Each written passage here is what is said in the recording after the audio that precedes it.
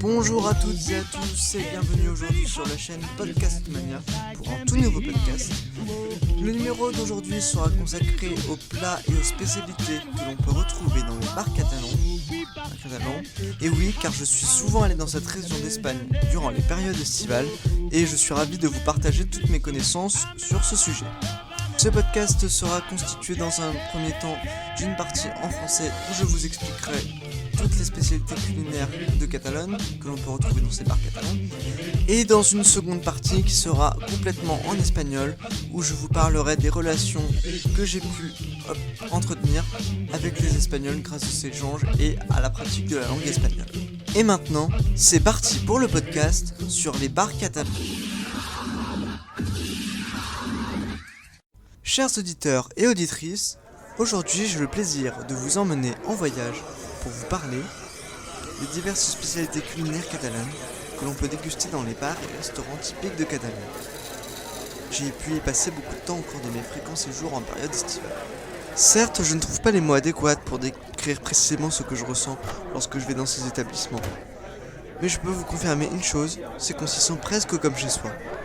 Dès que l'on franchit le seuil de l'un d'entre eux, on est chaleureusement accueilli par les serveurs qui y travaillent. Il ne vous reste alors plus qu'une chose à faire, c'est de vous asseoir et de profiter de votre escapade gastronomique catalane. Y ahora, a disfrutar! Durant mes séjours en Catalogne, j'ai eu la chance de déguster un certain nombre de spécialités qui m'étaient inconnues jusque-là.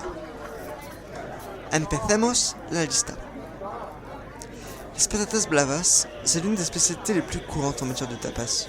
Ce sont des pommes de terre coupées en cubes irréguliers et frites dans l'huile, avec quelques gousses d'ail. Elles sont couvertes d'une sauce piquante rouge, orangée, la fameuse salsa brava.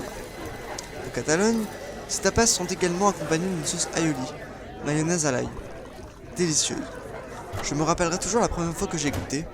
C'était à l'Escala, chez Cal Antonio, un bar-restaurant hyper sympa.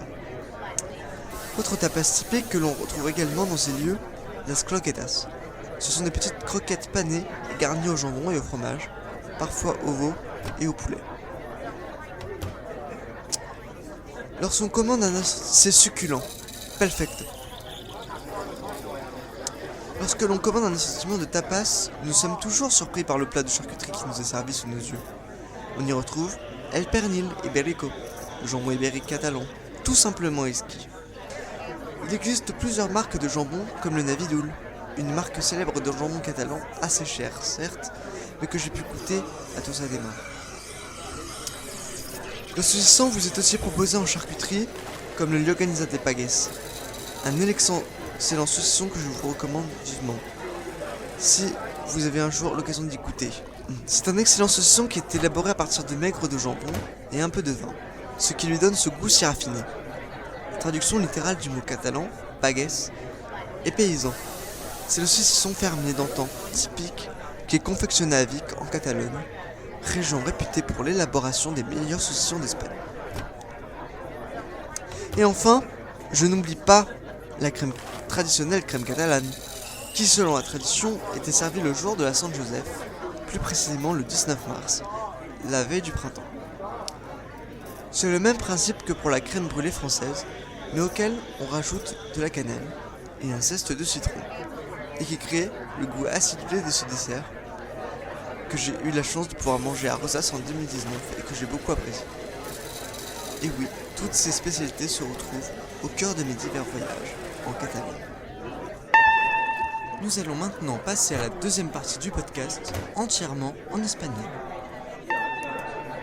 Durante los veranos pasados en Cataluña, en la provincia de Gijón, he tenido mucha suerte en haber podido encontrar a muchas personas muy simpáticas, entre ellas numerosos camareros y camareras en Rosas, en Escala y en Tossa de Mar. Este año he podido conversar con ellos durante mis 3 semanas de vacaciones y me gusta mucho verlos en los bares donde trabajan, de día o de noche, para hablar bebiendo un Coca-Cola sin limón, con hielo y con pajita. A mis amigos les gusta también charlar conmigo y darme un momento cada día. Es una cosa muy importante para mí cuando voy a un bar o un restaurante en Cataluña. Es la amabilidad que ahí podemos encontrar. Los españoles y los catalanes son gente con los que me gusta hablar y compartir todos mis conocimientos en español. Porque si hay una cosa que muestra mi sociabilidad con mis amigos y amigas, es que practico el español con mucha motivación en cada instante. Y yo quiero decir una última cosa a mis oyentes españoles para terminar.